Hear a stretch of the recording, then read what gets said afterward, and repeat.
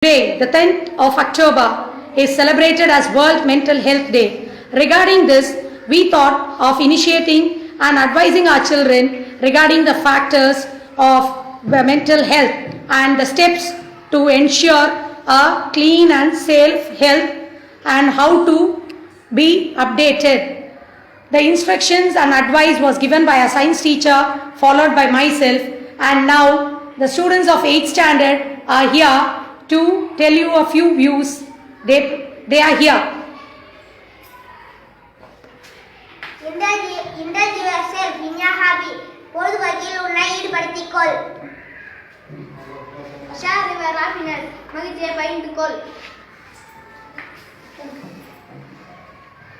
Spend time with nature. இயற்கையுடன் நேரத்தை செலவிடு.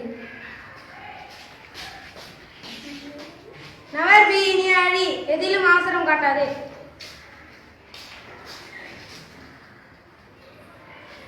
Read books. It gives pleasures. புத்தகத்தை படி. அது உனக்கு இன்பத்தை தரும். Never be idle. சும்மா இருக்காதே.